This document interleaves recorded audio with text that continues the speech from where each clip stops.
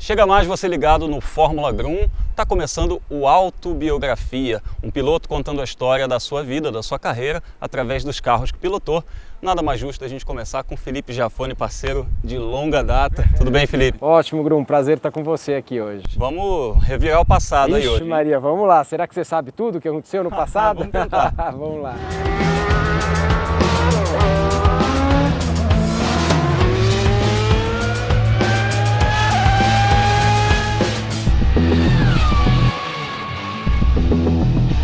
Felipe, antes de qualquer coisa, eu quero perguntar para você qual era o carro que você olhava quando moleque, antes de ser piloto, que você vislumbrava, falava, putz, eu queria pilotar isso aí. A Lotus preta do Senna, né? Achava que era o Parmalat também do Piquet. Aí depois vou ver a McLaren, né, do Senna, que era o sonho de consumo, né, de qualquer moleque que andava de kart em Interlagos. Mas esse sonho durou um pouquinho, você entrou tarde no automobilismo, né? O meu pai me segurou, ele tinha medo, falava desde criança que eu nunca ia correr profissionalmente e que o Fórmula jamais eu iria andar. E um ano antes meu irmão foi para a Fórmula Chevrolet, o Zequinha, e eu falei, opa, se meu irmão foi, ano que vem em casa é tudo justo, né? Então ano que vem eu vou. Meu pai fez a gente esperar até os 18 para ir para a Fórmula Chevrolet em 93. E aí nesse primeiro campeonato seu, você foi vice-campeão e era um grid teve 4 Giafones no top 10 ali. Como é que era esse carro e como é que era essa época? O meu tio Afonso, né, o irmão do meu pai, ele montou uma equipe de Fórmula Chevrolet onde corriam meus dois primos, André e Sandro, e o meu irmão, inclusive. E eu acabei entrando pela Texaco, pela equipe do Mauro Vogel, através de uma seletiva que foi feita no Rio de Janeiro. Eu peguei a vaga da Fórmula Chevrolet e o Cristiano da Mata pegou a vaga da Fórmula Ford. Então, eu guiava para a melhor equipe, né? Fui vice-campeão em 93, depois campeão em 94. 10ª posição para o carro 32, de Bruno Junqueira. Em 9º lugar, larga o carro número 26, de Sandro Giafone. Em 8º, o carro 3, de André Giafone. Na 7ª posição, o carro número 12, Douglas Pittoli. Em 6º lugar, o carro número 8, de Christian Conde. 5ª posição para o carro 55, Ciro Aliperti Júnior. Em 4º lugar, o carro 17, de Ricardo Zonta. 3ª posição para o carro 25, de Zequinha Giafone. 2ª posição para o carro 72, de Felipe Giafone. E na 1ª posição, pole position, Rubem Pontes, carro número 71. Felipe Giafone é o segundo. Aí o detalhe para você da largada. E a pressão que vem sofrendo ali, exatamente do Zequinha, o Felipe Giafone. Rubem é o primeiro, Felipe é o segundo. E aí teve o seu salto para os Estados Unidos, né? Essa decisão de ir para os Estados Unidos. E se você acha que acabou essa coisa de ter muito Giafone junto, lá também teve isso, né? Em 95 a gente fez a Fórmula Atlantique, que era um carro, era tipo um Fórmula 3 com pneu mais largo, nervoso, super legal, o motor girava, um carro muito legal, mais legal de guiar, bem mais legal até do que o próprio Indy Light, apesar de ser um segundo e meio mais lento. E fomos para Indy Light em 96. Em 96 a gente não tinha grana para fazer, né, 2 filhos, a gente tinha um patrocínio, uma parte do patrocínio, meu pai tinha que ajudar com a outra e falou assim, o negócio é o seguinte, é um carro só e racha, cada corrida vai um e é isso aí, a besteira foi feita. Obviamente ninguém andou bem, porque não tem como, né? Era competitivo, tava lá toda a equipe Marlboro na época, tudo forte, né? E aí, em 97 acabou, voltamos pro Brasil, falou, encerrou a carreira, não temos mais, né? Voltei a andar de kart, só que foi o ano, para mim foi muito legal, foi o ano que a gente, final de 96 para 97, foi o ano que a gente estreou aqui a Granja. Então a gente vai fazer um parêntese. 97 tem mais um carrinho que entra aqui, que é o kart. É o kart, exatamente. Começou, mas o kart de outra maneira. Entrou na sua vida pelas 500 milhas de kart, entrou o kart de novo na sua vida. Exatamente. Como 96 foi um ano ocioso, eu morei junto com o Tony, dividi quarto com o Tony para economizar custo e ficava 3, 4 meses morando em hotel e andando de carro alugado, era uma bagunça. E a gente começou a construir o autódromo, estava naquele boom do indoor e meu pai obviamente falou, não, chega essa loucura aí, vai quebrar a família inteira, não vamos parar. E a gente construiu aqui a Granja, né? Então, ao mesmo tempo, quando eu tive a maior decepção da minha vida no automobilismo, falou, minha carreira acabou e tudo que eu fiz acabou, a gente estava construindo esse kartódromo. Então, foi a gente se empenhou muito, ajudou muito, né? Acho que até para a minha cabeça do meu irmão, que era um business novo, que aqui eu era o caixa, a gente tinha, imagina, o restaurante, tomar conta do restaurante na época, ficava aqui à noite, o nosso dia de folga era segunda, trabalhava igual um louco. Fazia de tudo. De tudo, e também corria de vez em quando, dava bandeirada, corria, eu era diretor de prova, daí dava bandeirada no final de dia, era uma loucura. Então foi tudo meio na raça, né, assim, mas foi muito bom porque eu deixei de lado aquele negócio, porra, eu era piloto profissional e agora acabou tudo, então isso ocupou minha cabeça. E aqui eu comecei a dar aula de kart para o Flávio de Andrade, que era o presidente da Souza Cruz, que depois futuramente me deu a oportunidade de fazer um teste pela Hollywood, e aí toda a minha volta para os Estados Unidos, no fundo, eu devo ao kartódromo da Granja Viana, porque foi aqui que eu conheci ele, peguei uma boa amizade, ele nunca me deu nada, mas ele me fez participar de um teste da Indy Light. Então significa que desse chão aqui você foi para os Estados Unidos e de lá você trilhou o seu caminho. E aí foi para a Indy Lights. Como é que era aquele carro, aquele momento, um grande patrocinador, um super projeto? A gente olhava aqui do Brasil e falava, pô, um projetão para chegar à Fórmula Indy, é um negócio sério, né? Era uma, né, imagina, eu lembro na apresentação lá, até chorei, né, porque para mim era um negócio, porra, Hollywood, de repente, os caras estão na Indy, e eu sabia que eu não tinha a melhor equipe, que as duas melhores equipes na época era a Tasman e a Dorricotte, na época, que não aceitavam patrocínio. Uma já era Marlboro e a outra não aceitava, por princípio, o cigarro, os americanos. Então, era assim, eu tinha tudo, mas não tinha também a melhor equipe. Foi um primeiro ano bom, acho que, se eu não me engano, eu cheguei em quarto e corri por 3 anos, porque treinei na Indy, na hora que eu era para entrar na Indy, a Honda não me aceitou, outra hora foi porque era um novato, eles queriam um piloto experiente, fiz um teste com o Zanardi, teria até a possibilidade de ter entrado no carro que o Zanardi acabou batendo, era a mesma equipe. Então, começou lá a ter um monte de chances que eu falei, pô, não vou acontecer nunca, não vou subir nunca, sabe? Aqueles 3 anos de Indy Light, para mim, foram eternos, porque eu não conseguia finalizar. Você já conhecia tudo do carro, já sabia tudo como é que ele era, mas não desenvolvia dali. Treinei pela PPI no mesmo carro da Mata, foi super legal, mas a conta não fechava, porque ainda o Gujomin estava de um lado e não dava para bancar 2 carros, e o negócio não ia para frente, né? Até que teve a oportunidade de, em 2000, isso aí você sabe melhor que eu. Em 2001 você foi para a Indy pela Treadway Race, exatamente. Chassi, GeForce. Aqueles carros eram meio esquisitos naquela época, era a coisa da cisão da IRL com a kart. Eu peguei, apesar que eu peguei já a entrada do motor mais legalzinho, era o carro antigo, não era mais as Tractanas que eram perigosas lá de 2 anos antes, apesar que, né, na equipe que eu estava tinha acabado de dar acidente com... Era uma época que machucava muito ainda, né? Com o Sam Smith tinha acabado de ficar tetraplégico num acidente dentro da minha equipe, num treino. Mas assim, era pegar ou largar. Eu queria estar indo para kart no fundo. Eu falei, pô, IRL, só oval, será? E me adaptei muito bem, a verdade foi essa. No primeiro ano, né, eu terminei em 6º no campeonato, fui o estreante do ano. E de repente, ano que vem, todo mundo querendo, sabe? Eu falei, nossa, o que aconteceu aqui, né? E começou a dar pinta que realmente a outra ia acabar, né? Ela falou, não, porra, sem querer eu caí no lugar certo. Você fez a escolha certa.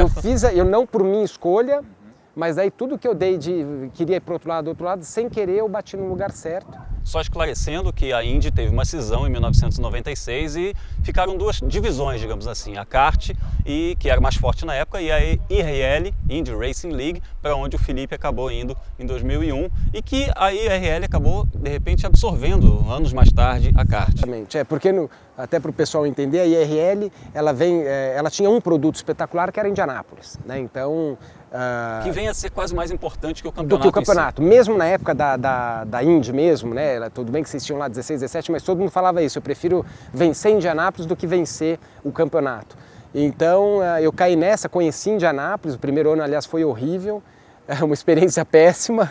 Como é que foi você experimentar um Fórmula Indy em Indianápolis e de repente se tocar que você estava ali naquele templo?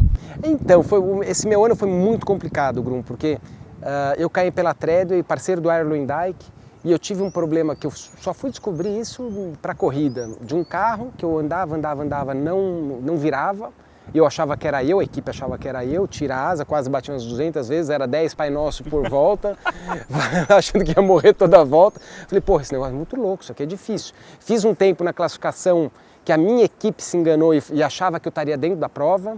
Fomos treinar em Richmond, largamos a segunda fase da classificação e caí fora, sem tentar entrar. E o Raul Boesio entrou com outro carro, que aqui o que classifica é o carro, para classificar o carro e dar para mim. O Iron Dyke largou em 5º, eu larguei em último com o carro emprestado, morrendo de vergonha na verdade, mas na corrida foi muito bem. Eu cheguei, se eu não me engano, em 10º, mas que eu peguei um papel da arquibancada, o carro da corrida era espetacular. E eu tinha um problema naquele carro, que eu fui entender depois em 2002, já numa baita equipe, que para mim foi a melhor equipe que eu tive, que foi a Morris Nunn. Então vamos saltar para 2002, Morris Nunn, você teve, posso dizer aqui, o maior professor da sua vida quando você foi para a equipe do Morris Nunn? Foi um cara espetacular em todos os sentidos, né? Um cara justo, tanto na forma do jeito de analisar piloto, de saber que o piloto, que é um esporte perigoso, que o piloto tem que se ganhar bem e tem que ter os mimos, porém tem que ser cobrado. Então ele era um cara muito duro, tinha umas aproximações que eu uso até hoje no sentido de, essa curva aqui, o carro, como é que tá o carro? Eu falei, o carro tá ótimo. Mas por que você não faz a curva pé embaixo? Não, Morris, pé embaixo eu bato no muro. Não, então o carro poderia estar melhor. Morris, ninguém faz pé embaixo, não tem como fazer. Mas ele vai sair do quê? Se você for, eu quero entender o que o carro vai escorregar de que primeiro. Falei, então peraí, então deixa eu pensar, que eu nem parei para pensar.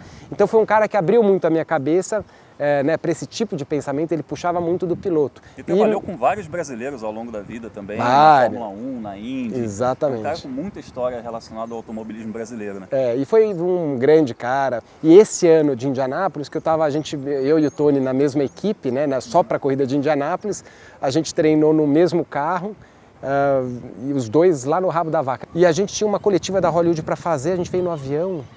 E o Tony nunca tinha andado em Indianápolis, que ele estava na kart, na outra divisão. Falei, porra, estamos ferrados, a gente está indo para dar uma coletiva e acho que a gente não vai nem classificar para a corrida, nós dois, né? Puta, voltamos preocupados, foi um bate-volta, que daí logo começavam os treinos e o carro novo estava sendo montado para mim. Comecei a virar umas velocidades absurdas, assim, eu achava até que tinha calculado errado lá, que eles colocaram a programação do tamanho da pista diferente, e daí eu tinha um carro espetacular na mão, e aí a gente foi ver, realmente tinha um problema, provavelmente o mesmo que eu tive no ano anterior, que eu não classifiquei.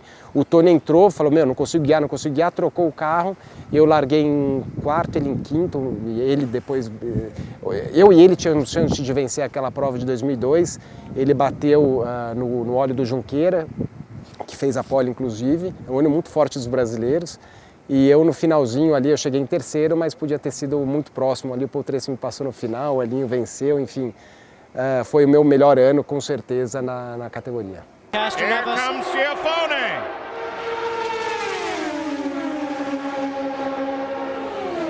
Picks up the toe off of Franchitti, can't make it work.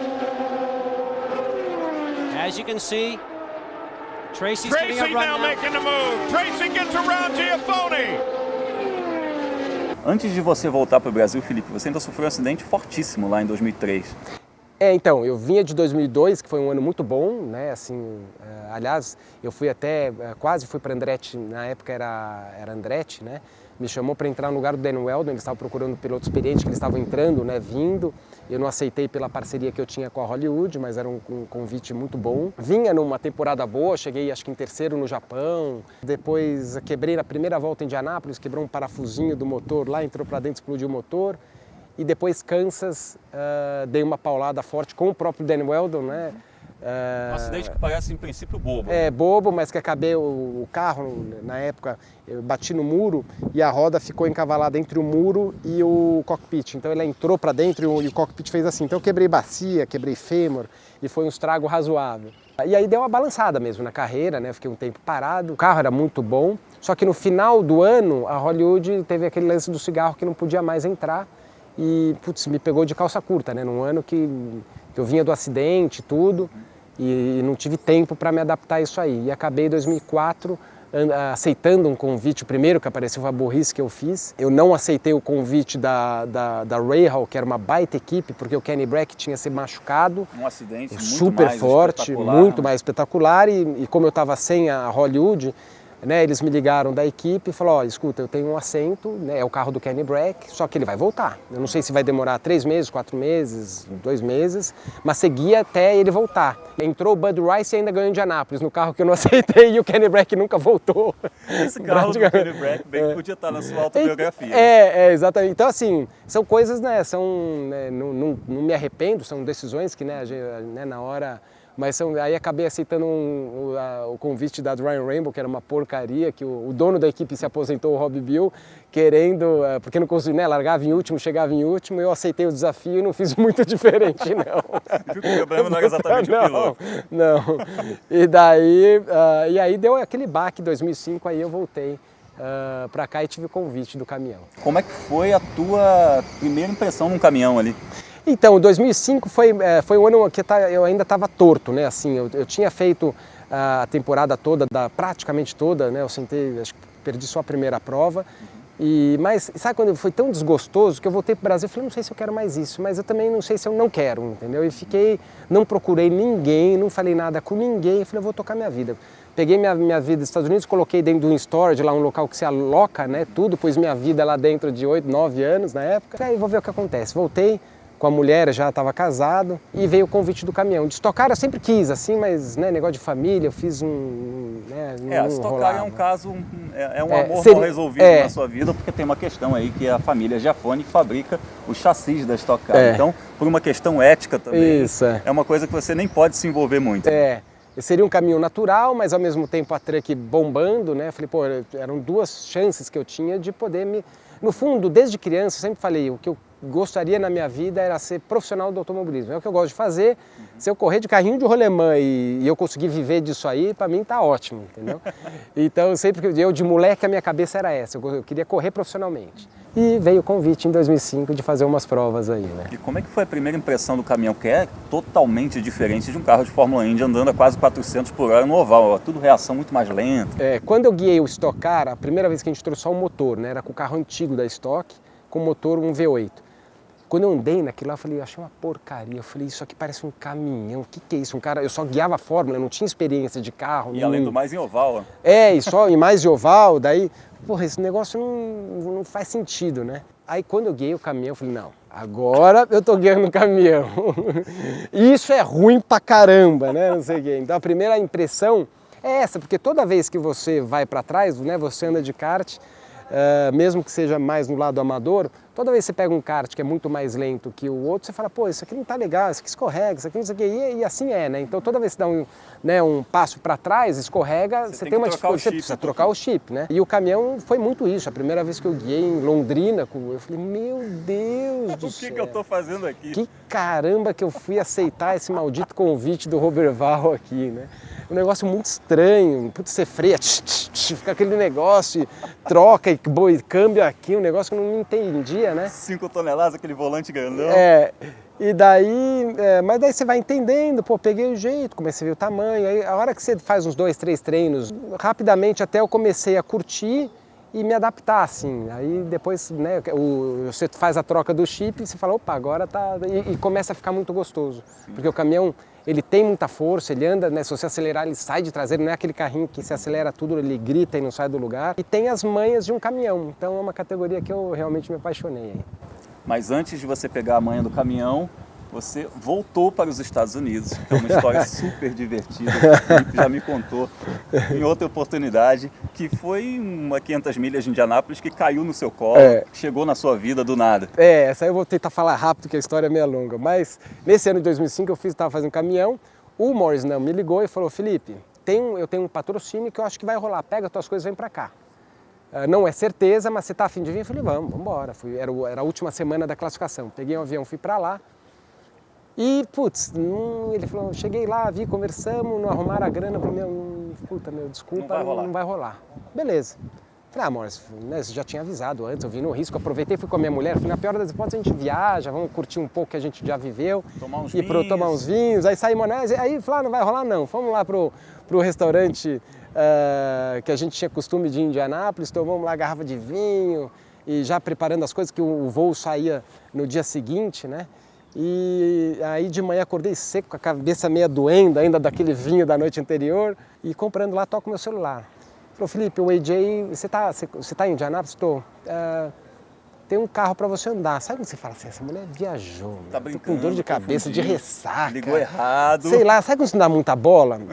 Eu falei, não sei, eu nem lembro o que eu respondi, mas eu desliguei e continuei, nem comentei com a minha mulher. Falei, sei lá, será que eu bebi demais ontem, estou meio atrapalhado aqui? E daqui a pouco, dali 10 minutos, toca de novo. Era a secretária do AJ Foyt.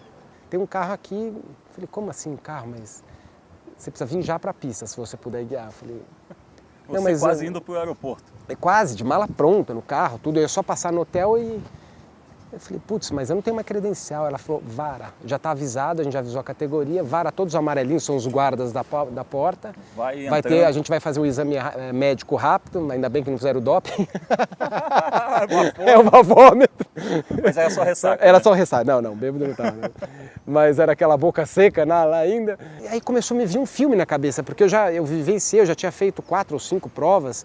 E eu falei, pô, isso aqui é teatro, porque a ABC é ao vivo, né? O dia do Bump Day é o dia mais conhecido de Indianápolis, que é onde tudo acontece, né? Os caras chamam o piloto de última hora, eu já tinha visto aquilo, parecia coisa de cinema. E de repente eu estava naquela situação, né? Então cheguei lá, tinha televisão ao vivo, não, o Jafone vai andar, vai entrar no carro, e eu, putz, isso aqui não está me cheirando bem. Não falei pro meu pai, o carro do AJ, que era o último que eu queria guiar na vida, um carro perigoso, tranqueira. Eu não conheci o AJ, depois de 4 anos de categoria, nunca tinha trocado, era só oi. E aí foi sentar no carro dele. Ele falou, Felipe, esse carro virou 223 milhas, já com piloto no começo do mês, e se a gente virar 223, a gente está dentro da corrida. Eu falei, cacetada, né? Onde eu fui? Eu falei pra minha mulher, corre atrás de água, pão, que eu tô com a boca seca, e sei lá se esse negócio vai pegar, né? Eu achando que, né, veio da Treadway, o macacão, o capacete de um lugar, aquela situação, bom, enfim, história longa, curta. Um monte de coisa. Juntou, ligou o carro, eu ainda achando que aquilo era uma cena de ABC. Falei, os caras vão falar que é uma história, não pegou o carro. A hora que ligou o bagulho, enfiei, primeira saiu, eu falei, agora o bicho, a casa caiu. E aí aquela troca do chip que você falou, né? Agora vai ter que ser automático. Eu desci assim no pit lane lá, falei, troca o chip. Acaba um ano atrás, o que eu fiz, como é que era, não sei o que, volta tudo, saiu mandando pau, minha cabeça começou a chacoalhar, porque o capacete, o banco era diferente, parei, o cara da Bell tava lá, já tava chacoalhando, eu saindo, eu desci a reta, ela não parava quieta, parei, o cara da Bell foi lá rapidinho, colocou uns negócios no capacete que faltava, ajustou a altura do negócio do vento lá, o AJ falou, vamos pôr um jogo de pneu, daí você está pronto para a classificação, porque aquela, né, para lembrar o pessoal em casa, você que faz a classificação, é o dia inteiro livre para a classificação, então quando não tem ninguém classificando, você treina. Eu estava tão me tremendo lá, falei, põe pneu, vamos classificar. Mas eu falei, eu vou virar porque eu tô bundão ainda aí, eu tô tirando o pé na 1, mas acho que dá para ir. E caí, classifiquei. Aí ainda cheguei na corrida, sei lá, em 12º, 14º, nem lembro que lugar que eu cheguei, mas cheguei até o final. Voltei para a realidade no Brasil no caminhão e na última prova do ano o AJ me liga e fala, vem correr comigo ano que vem aqui que a gente está precisando de piloto. E aí, só que daí eu já sabia que foi ótimo para mim, porque eu sabia que aquele ano ia ser meu último. O ano seguinte me ligaram para correr, a fazer as 500 milhas. Você que disse e não. Eu que disse não porque eu tinha a Truck. E foi minha primeira corrida que eu ganhei na Truck. Foi um mês de Indianápolis que eu fiquei muito em cima do muro, porque era na época da classificação, que era maio. Joguei a oportunidade fora, mas ganhei a corrida da Truck e falei, fiz a coisa certa. E aí você desenvolveu uma carreira na Truck, 4 campeonatos brasileiros, ganhou o Sul-Americano também, foi um piloto muito forte, né, nessa fase da Fórmula Truck. Teve momentos espetaculares, né? A gente teve, até eu diria que 2011 foi muito legal, foi muito bacana, só que daí depois a gente viu que estava desandando completamente, infelizmente tentei opinar e dar sugestões e tudo, mas sempre com uma grande desconfiança do promotor, não de mim, de todos, né? E também entendendo, porque perdeu o marido e é uma situação difícil, muita gente em cima que não era para estar, então difícil de acreditar, uma situação delicada até, né, deles. Sim. E que depois virou a Copa Truck, quando eu fiquei sabendo que o Cole estava envolvido, que eu falei, certeza que esse negócio vai dar certo. É que no caso não teve uma divisão, né? Uma acabou e a outra começou praticamente, mas eu tenho certeza que daqui 2 aninhos aí a gente deve estar no mesmo patamar que a gente estava em 2011. Legal, e aí o caminhão hoje é muito mais tecnológico do que aquele que você começou. Qual é a diferença fundamental desse caminhão de hoje que você guia para aquele que você começou? Eu comecei num Volkswagen, na época, aliás, com o Scania, no primeiro do Roberval. E depois foi para a equipe do Renato Martins e por lá com o Volks. E o que é muito bacana é que você trabalha com os engenheiros da fábrica, né? Isso que é gostoso de você fazer parte de uma evolução, né? Então a gente hoje passa, um sistema eletrônico já é completamente diferente, a tecnologia vai melhorando e a gente vai recebendo isso, né? Porque tudo que é muito aberto, né, para as montadoras, você tem as diferenças do caminhão e você infelizmente tem que ter essa parte de penalização, de penalizar aquele que ganha, né? Então isso já vinha sendo feito um pouquinho no final da Fórmula Truck, como está sendo feito mais forte agora, mas é o caminho que tem que ser mesmo. Felipe, você é um cara super realizado na Indy, ganhou tudo que podia nos caminhões. andou no estoque, testou muito o estoque, né? Você é o piloto de testes oficial do Stock Car. O que faltou aqui na sua carreira que você olha, um carro assim que você fala que queria ter guiado isso daí? Eu acho que a Fórmula 1 sempre vai ficar na cabeça, né? Assim, porque eu guiei os carros da kart na época com 800 cavalos em circuito misto, que foi uma experiência espetacular, onde o Tony e o Hélio corriam na época e eu estava na concorrente. Eu acho que em termos de circuito misto era um carro espetacular.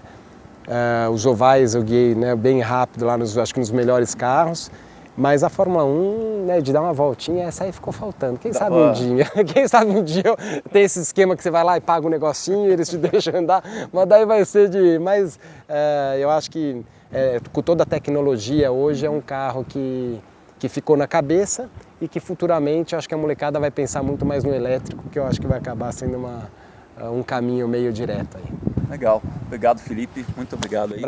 Prazer estar com você aí, Grum. Muito bacana. Essa a autobiografia de Felipe Giafone aqui do Cartódromo da Granja Viana. Valeu, gente. Se inscreve aí no canal. Até o próximo vídeo.